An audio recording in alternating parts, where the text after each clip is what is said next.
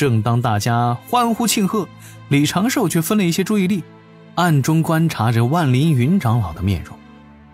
万凌云长老此时虽然是冷笑连连，但是眉目之间总归是有几分向往，眼底也不经意流露出几分失落。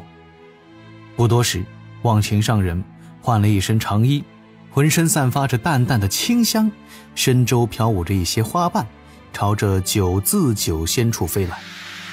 掌门季无忧与麒麟长老带着众位长老过来贺喜，门内也有不少仙人飞出来迎接。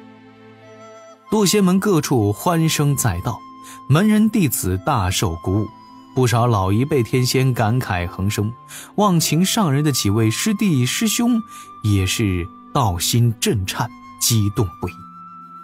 正当门内一片欢腾，李长寿却悄然回到了小琼峰上，与师父师妹言说了忘情上人顺利渡劫之事。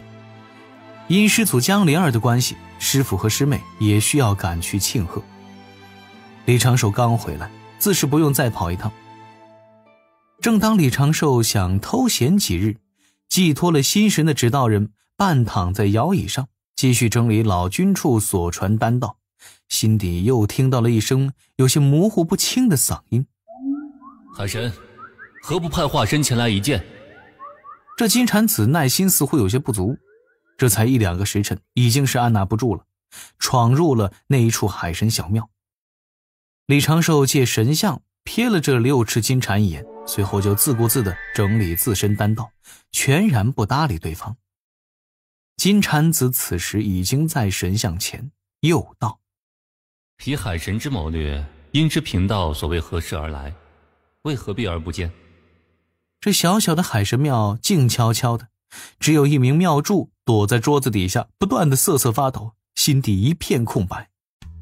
又是片刻，金蝉子笑意渐渐收敛，冷然道：莫非海神当真不将我们放在眼底？李长寿暗自挑了挑眉，这个金蝉子倒也算是心思细腻，借西方教之事施压，又故意只是说我们，而绝口不提西方2字，怪不得能得西方高层看重。但他还是不理，静静地看着这金蝉子唱独角戏，甚至还在心底想象了一下这个家伙穿上袈裟戴上僧帽的模样。确实挺帅的，有点小坏，不负玉帝哥哥之名。嘿嘿嘿。李长寿先拿出之前做的金仙节观察笔记，仔细整理了一遍，进一步完善了自己的渡劫方案。又拿出了10多只空白的玉符，开始将自己得来的丹道感悟按照自己的理解整理成丹经。在这个过程当中，李长寿的心底那模糊的嗓音每隔一阵儿就响起一次。海神莫非是怕了？海神，若你不放心，我可按你的规矩先立些誓言，如何？今日我倒是要看看你如何能不见我。不过1个时辰，金蝉子直接坐在了李长寿和敖乙的神像之前，一副不达目的不罢休的架势。李长寿对此只能够略微摇头，继续低头忙自己的。忘情上人渡劫修成金仙，倒是让他也有些道心躁动。在李长寿看来，忘情上人总体不过只有6-7成的把握，数次险死还生，最后勉强撑过去了。这是赌命赌赢了，那万一输了呢？恐怕此时江灵儿就已经守寡了，9字9仙嚎啕大哭，王富贵这个名字就要荣登渡仙门仙士榜了。将自己该做的能做的最大程度做好了，再全力以赴面对金仙界，那样哪怕自己撑不过去也不会有什么遗憾吧。稳一手，不着急。渡仙门这半个月十分的热闹，掌门亲自下令，不闭关的门人弟子去破天峰上庆祝，百凡殿前架起仙宴，修成金仙的忘情上人连日讲道。李长寿也偷闲了半个月，整理出了12篇丹经，30余丹方，这不过是老君所传授丹道的一小部分。与此同时，李长寿也被炒了半个月。金蝉子就坐在南海的那座小庙之中，每隔半个时辰开口喊一句：“海神，何不出来相见？”李长寿索性直接把这个家伙当成了闹钟，提醒自己岁月匆匆。他此时所整理出的这些单方，都是自觉能用上的。其中有几个单方还是特意为万灵云长老找出来的，只待自己修成金仙，搞一些天地灵药，就可以尝试开炉炼制。教主哥哥，教主哥哥！天庭海神府中，敖乙急匆匆地找到了李长寿的指导人，言说自己刚刚的惊人发现。教主哥哥，有个青年道者坐在一处小庙中，每隔半个时辰就喊哥哥去跟他见面，不知是何许人也。李长寿满脸黑线，你这是才知道呢？不过他还是说道：“啊，当真？”敖乙瞪着眼睛，满脸认真。当真？他半个月前就在那儿了。李长寿摇了摇头。此人是西方之人，曾在你大婚时自东海显露过行踪。敖乙不由眨了眨眼，略微有些尴尬。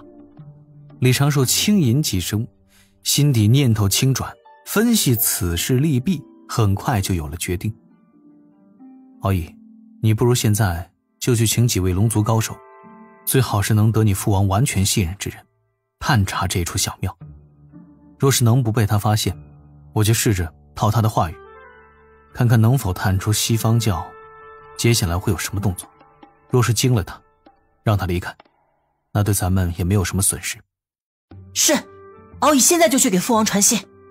敖乙连忙答应一声，匆匆离开了李长寿所在的正屋。此时在龙族的眼中，敖乙这个二太子殿下跟自己这个海神已经是过分亲近，很容易让龙族觉得是自己忽悠了敖乙。虽然不得不承认，也确实是存在一些忽悠的成分在，故只是让敖乙在旁边作证已经不太稳妥了，必须要多几个证人才更有说服力。又半个时辰之后，敖乙赶来禀告，说是已经安排妥当了。东海龙宫2位老龙出手，借敖乙的神像，将小庙中的情形展露在了东海龙王与众龙族众臣面前，并未被金蝉所察觉。李长寿的一具老神仙皮指道人也从安水城赶去了那一处小庙，当着龙族的面自小庙的后院钻出，坐在神像前的金蝉子眼前一亮，冷笑半声，淡然道：“哼，海神当真是事多人忙，让贫道好等。”端着拂尘走进来的李长寿略微皱眉：“道友是何人？为何要吵扰我修行？”哦。金蝉子站起身来，那张清秀的面容上带着几分恍然。原来海神是在修行，那倒是贫道打扰了。李长寿以退为进，笑道：“若道友无事，就请回吧。”海神可知我从何而来？东土大唐这4个字，李长寿差点就脱口而出了。李长寿略微摇头，言道：“不知。”贫道今日是奉命前来，与海神相商一事。金蝉子露出了几分微笑，抬手拿出了一只紫金宝珠，宝珠光芒一闪，就将2个人的身形笼罩在一层结界之中。李长寿见状，主动后退2步，出了结界。金蝉子皱眉道：“道友这是何意？你我相商之事关系重大，须得防备隔墙有耳。”道友还是请回吧。李长寿一脸正色：“我们人教做事一向是光明磊落，这般遮遮掩掩，不合我之大道。”金蝉子注视着李长寿，而李长寿的目光坦坦荡荡，毫无半点羞涩。这是一场关于脸皮的较量。今日的金蝉子还有几分抹不去的傲气，很快就败下阵来。也罢，金蝉子淡然道：“这非什么隐秘，各方也都是心知肚明。海神，咱们快人快语。贫道前来此处，一是为了赔个礼，此前我们多有冒犯，不知海神根脚如此深厚，二来是相伤龙族之事。李长寿突然道：你们西方的规矩莫非就是空着手来赔礼？金蝉子不料李长寿突然说这个，顿时被扰乱了节奏。授之套路，现场教学，带偏重点，混淆视听。自然不是啊，今日你我只要商出个结果，明日便会有一份厚礼送上。李长寿轻笑几声，那按照道友的意思，若是你我今日商议不出个结果，那赔礼也就算了。并非如此，我们并不愿与道友为敌。也罢，说第二件事吧，你想与我如何商议，又商议何事？金蝉子并未察觉，他已经是在不知不觉当中失去了谈话的主动权，占据主动，投石问路。这金蝉子笑道：龙族有4海龙宫，我们取其西南，道友取其东北，如何？李长寿的心底也是一乐，这金蝉子竟然直接将这般话说了出来。那就直接过渡到第3步，装疯卖傻，偷换立场，以退为进。李长寿道：道友似乎搞错了，我要龙宫作甚？金蝉子沉吟2声，声音略低了一些。贫道所说自不是指海神，而是在说道友背后的天庭。人教想兴盛天庭，我们也想兴盛西周。龙族垂垂老矣，又不甘落寞，其底蕴无比深厚，你我2家自可化而分食。够了！李长寿突然一声大喝，面露怒色，骂道：道友，你到底是何人？为何在此地嘤嘤狂言？我乃西方之人。李长寿冷哼了一声，哼，就知你会这般言说。道友，你这般嫁祸的把戏用的实在是太肤浅了一些。西方与我道门3教都是大教，有超然之存在，哪怕西方出手算计，也都是隔空过招，在意各位教主的面皮，又怎会派人来与我直接言说此事，还说什么化而分食？我劝道友良善，莫要挑起我道门与西方的争端。金蝉子迅速反应过来，定声道：海神，我又何必以此事蒙骗？世事艰险，灵心叵测，世间之事谁又能够说得准呢？唉。李长寿摇摇头，道友若无法让我相信道友确实是西方之人，且能够全权代表西方，那就莫要怪我今日失礼了。不送。金蝉子彻底的愣在那儿，懵了。他盯着李长寿这老神仙的面庞，低声道：那依海神之见，我该如何证明？很简单，让天道来印证，立大道誓言，证明自己能够代表西方就可。不过一誓言，海神且等。天道在上，我金蝉今日受西方教副教主委托，前来此地与海神相商龙族之事。若我金蝉所言有半句虚假，自遭天道降神雷惩戒。金蝉子的言语落下，心底略微觉得有些不对劲儿，而空中已经传来了闷雷之声。天道之力来去匆匆，收了这一份誓言。李长寿此时缓缓松了一口气，心底为金蝉子点了个赞。你果然是西方教之人。金蝉子笑道：道友如今既然信了，我们也该好好谈谈了。道友尽可言说自己的条件。我没有条件。李长寿笑道：此事不必交谈，我与道友完全不同。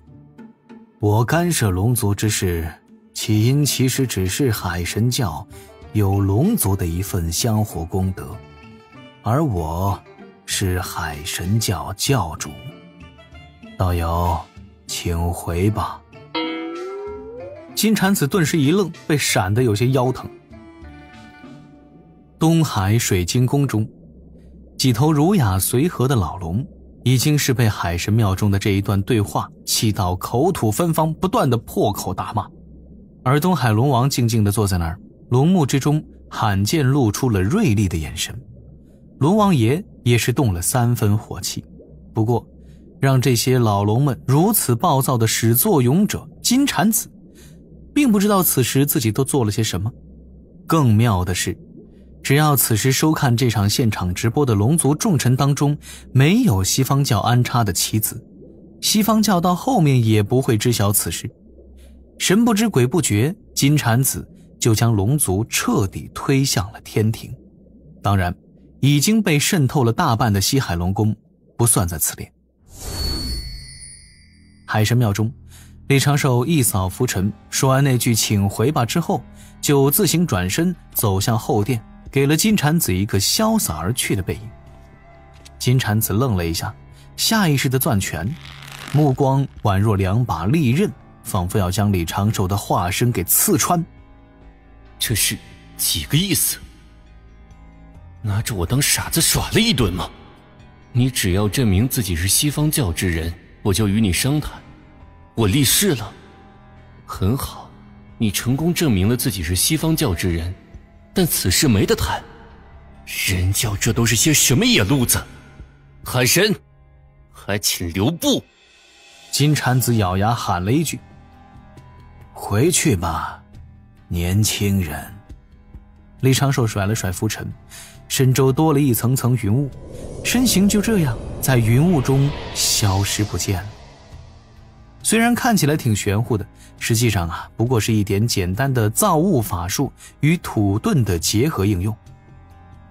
待云雾消散，李长寿的气息已经是完全消失不见。有些晃神的金蝉子也只能够大概的捕捉到这海神的这一具化身是去了安水城的海神大庙。年轻人，告辞。金蝉子冷哼一声，转身离去，走的时候面色阴沉如水。